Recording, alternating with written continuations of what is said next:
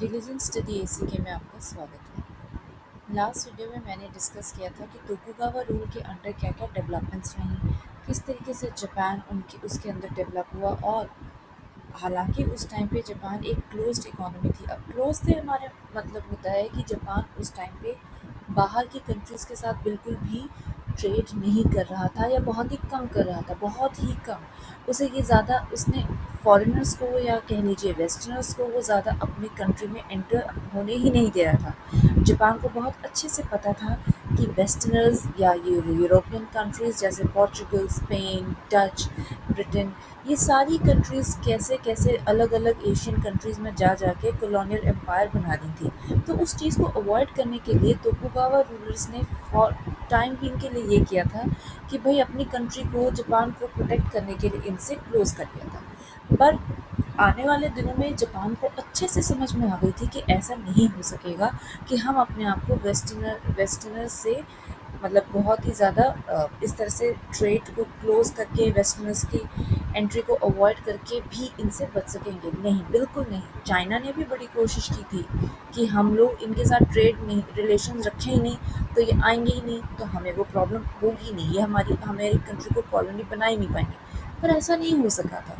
तो जापान को ये बात बहुत अच्छे से समझ आ गई थी कि वेस्टर्न कॉलोनियल एम्पायर जो ये वेस्ट की जो कंट्रीज़ अपना कॉलोनी या अपने ढूंढ रही हैं और जो जापान को बनाने की कोशिश करेंगी, उसको काउंटर करने के लिए उन मतलब जापान को बचाने के लिए हमारे लिए बहुत ज़रूरी होगा कि जापान को मॉडर्नाइज़ किया जाए या वेस्ट के ही तरीक़ों को सीख के अपनी कंट्री में इम्प्लीमेंट करके उनको काउंटर किया जाए।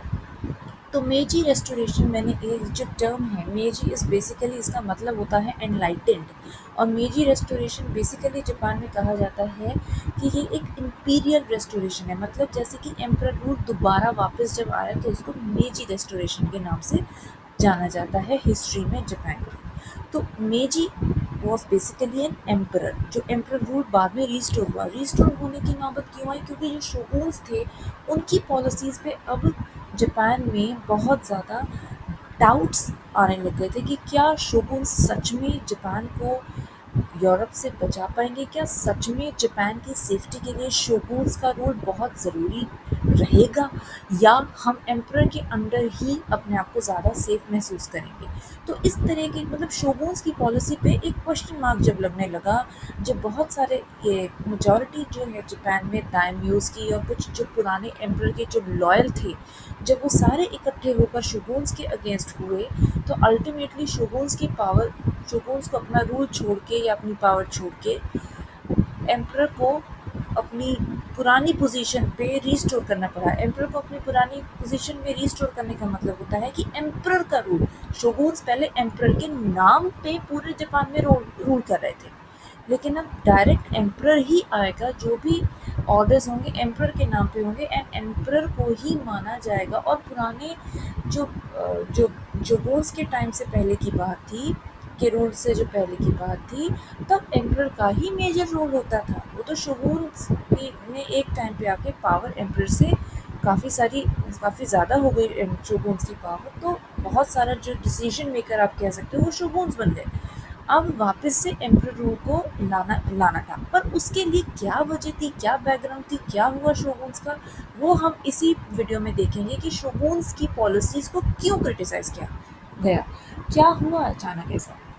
हम लोगों ने ये देखा है कि जो लास्ट ईयर्स थे तोकुगावा रूल के, जैसे 1853 के अंटिल द कोलैप्स इन 1868, ये जो टाइम पीरियड था, इसमें हम कहते हैं एंड ऑफ शोगुनेट। क्यों हुआ था? क्योंकि देखो, जापान ट्रेड खुद नहीं करना चाह रहा था, लेकिन जो कंट्रीज़ हैं जैसे डच, रशिया, ब्रिटेन, यूएस, ये सारी कंट्रीज़ अपने अपने रिप्रेजेंटेटिव्स जापान में भेज रही थी और ये कोशिश कर रही थी कि जापान इनके साथ ट्रेड करने के लिए राज़ी हो जाए। किसी तरह से जापान के साथ भी हमारे ट्रेड रिलेशंस हो और जापान में उनको अपने लिए काफ़ी कुछ मतलब अपने फ्यूचर के लिए काफ़ी एक मतलब रिच रिसोर्सेज दिख रहे थे, और ये कंट्रीज़ बहुत इंटरेस्टेड थी कि अपने लिए जापान में भी कुछ मार्केट बनाए। हालांकि जापान काफ़ी टाइम से रेसिस्ट कर रहा था, और जितना जापान रेसिस्ट कर रहा था वो उतना ही ज़्यादा उनका मतलब ज़्यादा ये कंट्रीज़ जापान को अप्रोच करने लग गई थी, उनका काफ़ी इंटरेस्ट था। अब जापान को एक चीज़ समझ, जापान ने ऐसा नहीं है कि कोई वॉर नहीं हुई या कुछ नहीं हुआ, इनको इन कंट्रीज़ को रेसिस्ट नहीं किया, रेसिस्ट करने में वॉर भी होती है।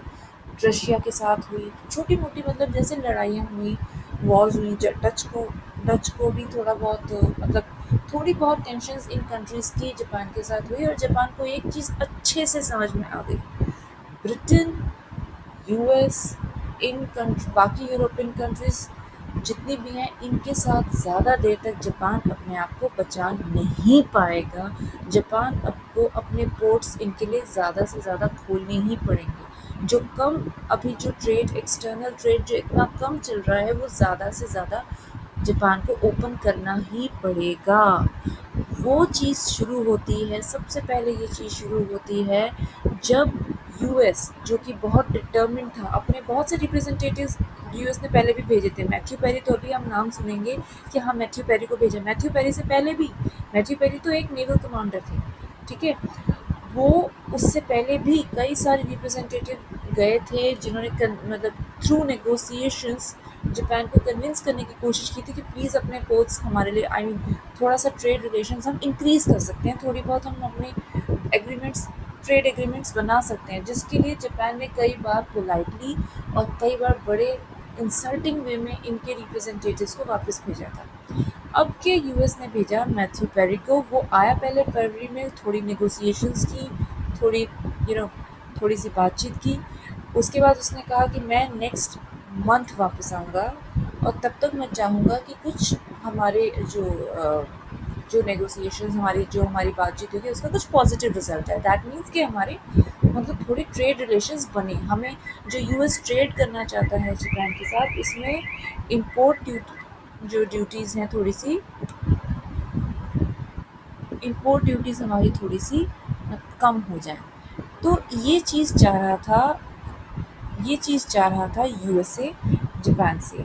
अब शोगुन्स को क्योंकि ये चीज़ समझ आ रही थी, तो शोगुन्स ने क्या किया, जब मैथ्यू पेरी चला गया फरवरी में और ये कह के गया कि भाई मैं मार्च में फिर से आऊँगा, तो इन्होंने क्या किया, इन्होंने सारे दाइम्योस के साथ, अपने अथॉरिटीज़ के साथ, रिप्रेजेंटेटिव्स के साथ एक मीटिंग रखी and they tried to convince. उन्होंने बड़ी कोशिश की कि उनको मतलब इन अथॉरिटीज़ से कहा है कि भाई हमें बहुत ज़रूरत है कि हम थोड़ा बहुत ना वेस्टर्नर्स को आने दें और इसे काउंटर करने के लिए हमें थोड़ा सा मॉडर्नाइज होना पड़ेगा, थोड़ा इनके साथ ट्रेड करना ही पड़ेगा। हम बहुत देर तक जापान को, एक छोटा सा आइलैंड कंट्री है, हमारी जो नेवल पावर है, हमारी समुद्री शक्ति इनका सामना ज़्यादा देर तक नहीं कर सकती। जो दाइम्योस थे उनमें से सिर्फ 1/3 ऐसे थे पूरी कंट्री में जिनको ये समझ आ रहा था कि भाई इनिशियली इनके साथ थोड़ा सा ट्रेड करते हैं, जो उससे प्रॉफिट होगा फिर हम उससे अपने डिफेंसेस को स्ट्रॉन्ग करते हैं। ये जो पॉलिसी बाद में जो एम्परर ने, जब एम्परर अपनी पावर में आते हैं, तो ये पॉलिसी ली ही एम्परर ने थी कि जापान को एक बहुत ही रिच कंट्री बनाओ और इसकी आर्मी को बहुत स्ट्रॉन्ग बनाओ। ये बहुत ज़रूरी था उस वक्त के जापान के लिए। मैथ्यू पेरी, खैर जापान में ये पॉलिटिकल इश्यूज चलते रहे, काफ़ी टकराव हुआ। मैथ्यू पेरी के आने से पहले इस दौरान शोगुन्स की पॉलिसीज़ को अच्छे से क्रिटिसाइज़ किया गया। दाइम्योस, काफ़ी दाइम्योस ऐसे थे, काफ़ी डोमिनियन लॉर्ड्स ऐसे थे जिनको लग रहा था कि ये तो हमें अपनी कंट्रीज़ को बाहर वालों के इन्फ्लुएंस से बचाना चाहिए। काफ़ी क्लैशेस हुए थे दाइम्योस के इन वेस्टर्न नेवल पावर्स के साथ, और उसमें खैर काफ़ी पता चल रहा था कि कहाँ कहाँ जापान की वीकनेस है। तो पेरी जब आया नेक्स्ट मंथ तक, तब तक है किसी तरह से शोगुन्स ने ये कन्विंस कर लिया था कि हाँ हम लोग फॉर द टाइम बिंग हम लोग आपके साथ ट्रीटी साइन करेंगे। खैर ट्रीटी भी साइन जब उन्होंने की थी, तो ट्रीटी में ये था कि इनिशियली इन्होंने क्या किया, जो ट्रीटी साइन की उसमें से सिर्फ दो बहुत ही अनइम्पॉर्टेंट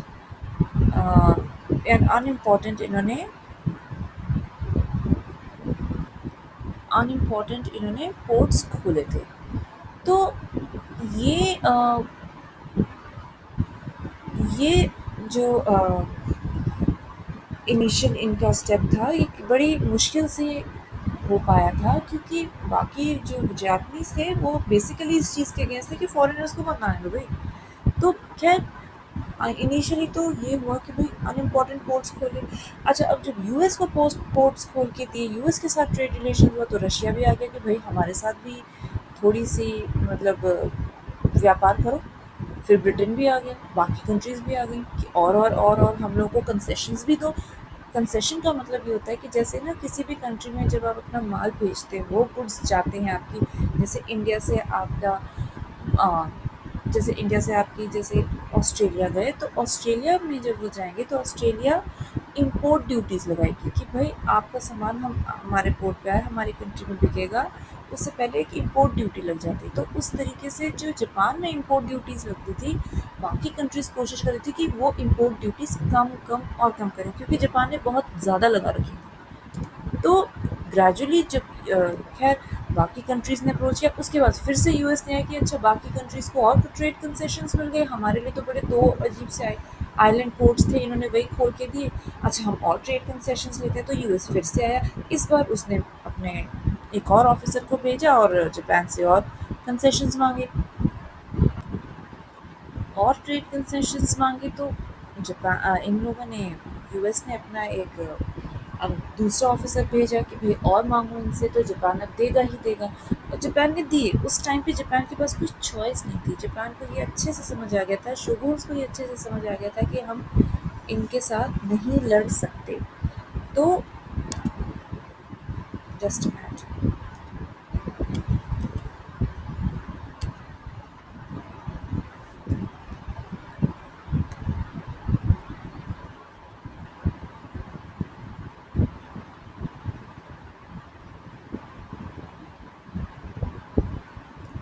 तो जापान को ये अच्छे, खैर शोगुन्स को ये अच्छे से समझ आ गया था कि हमारी मिलिट्री पावर है बहुत ज़्यादा कमज़ोर। इस तरीके से शोगुन्स के ऊपर काफ़ी ज़्यादा लेकिन शोगुन्स ने क्योंकि ये स्टेप लिया था, तो बाकी जैपनीज़ को ये बात तो पसंद नहीं है कि वेस्टर्नर्स आ रहे हैं। तो खैर इस तरीके से शोगुन्स के अगेंस्ट लोग होते गए। और इसी वजह से अचानक एक बार ये हुआ कि दाइम्योस और पुराने जो एम्परर के लॉयल थे, वो इकट्ठे हुए और उन्होंने क्या किया कि भाई उनको एक चीज़ समझ आ गई कि हमें ऐसा लगता है कि एम्परर का रूल रिस्टोर होना ही चाहिए, क्योंकि ये एम्परर सिस्टम ही होगा, ये एम्परर के अंडर ही अगर हम यूनाइट होकर इकट्ठे होकर काम करेंगे। क्योंकि देखो जापानीज़ में एक चीज़ बहुत आगे थी, चाहे आप अपोजिशन में हो, चाहे आप कुछ भी हो, आपका नेशन सबसे पहले आता है। पेट्रियाटिज्म वहाँ पे बहुत सबसे मतलब सिखाया जाता है, बच्चे को बचपन से ही सिखाया जाता है कि भाई अपनी कंट्री के लिए तुमने काम करना है। अब अपनी कंट्री के लिए आपके जो कहते हैं ना सद्भावना जो होती है, वो जो डेवलप होती है, वो हर किसी का नज़रिया अलग अलग हो सकता है, लेकिन एक एम एक ही होता है कि भाई मेरी कंट्री को प्रॉब्लम नहीं, मतलब मेरे मुझे अपनी कंट्री के लिए काम करना है, उसकी भलाई के लिए, अपनी कंट्री की भलाई के लिए जो ठीक है वो करना है। तो इवन कई जगह तो जो लॉयल थे एम्परर के, जो जापान के लिए बहुत ज़्यादा जो लोग जापान के लिए काफ़ी ज़्यादा, अपनी कंट्री के लिए बहुत ज़्यादा सोचते थे, वो कन्फ्लिक्टिंग व्यूज़ होने के बावजूद, अलग एक दूसरे से बहुत अगेंस्ट होने के बावजूद भी इकट्ठे हुए, और ये सोच के इकट्ठे हुए कि शायद एम्परर रूल के अंडर हम ज़्यादा सेफ है, एम्परर रूल के अंडर जापान को हम ज़्यादा सेफ कर पाएंगे, और हमें अब बहुत ज़रूरी हो सकता है कि शोगुन्स को अपनी पोजीशन से हटाना पड़े, शोगुन्स का जो रूल है वो ख़त्म करना पड़े। सो ये बेसिकली दिस ये जो वेस्टर्नर्स का आना था, इसने बेसिकली एम्परर रूल को ओपन करने के लिए एक तरीके से एक ज़रिया ये बन गया। ये जो एम्परर है, तो ये मेजी रेस्टोरेशन मतलब इंपीरियल रेस्टोरेशन मतलब restoration of the emperor, emperor का फिर से पावर में आना। मुशीतो उस टाइम पे, जिसको जो who's known as the Meiji emperor, Meiji मतलब एनलाइटेंड रूलर, एम्परर के साथ असेंडेड द थ्रोन। इस ये जो था उस टाइम पे जब इसने थ्रोन को असेंड किया, जब ये अपनी मतलब इस जब एम्परर ये बना था, तब इसकी एज सिर्फ 14 ईयर्स थी। लेकिन आगे जाके ये बहुत ही काबिल एम्परर साबित हुआ।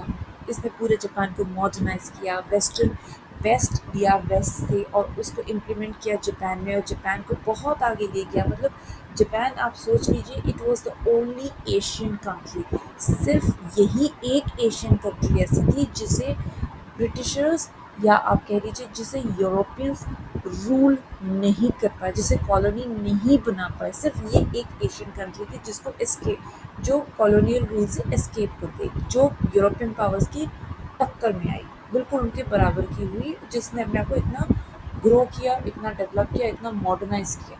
ठीक है, तो ये सब हो सका because of the emperor rule. और इस एम्परर को काफ़ी ज़्यादा इस नज़रिए से देखा जाता था कि ये तो मतलब ही is a symbol of modernisation, कि जापान की मॉडर्नाइजेशन में इनका बहुत बड़ा रोल रहा। लेकिन जब इन्होंने थ्रोन पे जब आए तब इनकी उम्र महज 14 साल थी। उस टाइम पे जाहिर सी बात है 14 साल के बच्चे का रूल तभी हो पाएगा जब तक कोई अपने कह सकते हैं ना राजशाही के प्रति जिसकी बड़ी निष्ठा बड़ी ज़्यादा ना हो, ज़्यादा हो, जो बहुत ज़्यादा लॉयल होंगे अपने राजा महाराजा के या एंशियंट जो पुराने एम्परर सिस्टम के।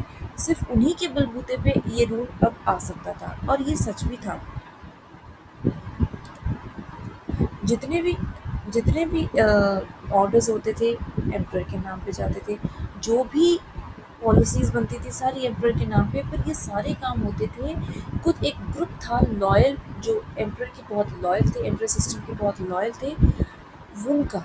और उनमें से काफ़ी लोग ऐसे थे जिनकी बड़ी मतलब बहुत ही जो हम्बल बैकग्राउंड से, जो बड़े गरीब घराने से आते थे, और जो बड़ी अच्छी पोस्ट पे राइज़ कर गए थे, लेकिन अपने एम्परर के बहुत लॉयल थे, और जिनको कोई उम्मीद नहीं थी कि अगर एम्परर हमें बहुत अच्छी पोस्ट देगा। वो सिर्फ इसलिए काम कर रहे थे क्योंकि उनकी लॉयल्टी थी, उनका अपने एम्परर के प्रति काफ़ी निष्ठा थी, काफ़ी वो वफादार थे एम्परर के लिए। तो उनके बलबूते पे ही ये हो सका। और जब तक एम्परर जो ये रूलर हमारे जो मेजी रूलर थे, जब ये 14 ईयर्स से आगे की अपनी प्रॉपर एज में आए, तब तक he was able to learn lot of things. काफ़ी सारी इन्होंने चीज़ें सीख ली थी। काफ़ी जब ये संभालने लायक हुए तब तक तो काफ़ी कुछ इस्टेब्लिश हो चुका था ही। ये उसके आगे इन्होंने जो पॉलिसीज़ बनाई वो भी काफ़ी याद की जाती है, पर अभी के लिए इनके जो लॉयल थे, इनको जो एम्परर रूल के लिए जो मतलब काफ़ी अपने वफादार थे, उनके बलबूते पर ही ये रूल इनका चल सका। इन काफ़ी सारे इन काफ़ी सारे जो लॉयल हम इनके थे बंदे, उनमें से एक नाम आता है इवैक्यूरा। इवैक्यूरा मिशन के नाम से हमने एक स्कॉलर के बारे में पढ़ा था, शायद पिछली स्लाइड्स में आपको याद हो। तो इवैक्यूरा मिशन के नाम पे एक मिशन मतलब 48 मेंबर्स का गया था, अब्रॉड गया था, जिसमें उन्होंने फॉरेन पावर्स को मतलब बेसिकली फॉरेन कंट्रीज़ को, फॉरेन नेशन को, फॉरेन पॉलिसीज़ मतलब वेस्ट में क्या अच्छा है उसको बेसिकली ऑब्ज़र्व करने के लिए, वहाँ पे एजुकेशन सिस्टम अलग-अलग एरियाज़ को ऑब्ज़र्व करके वहाँ से मतलब इट वाज़ लाइक एक आप एक नॉलेज इकट्ठा करके ला रहे हो जिसमें काफ़ी एजुकेशनल बेनिफिट जापान को होगा।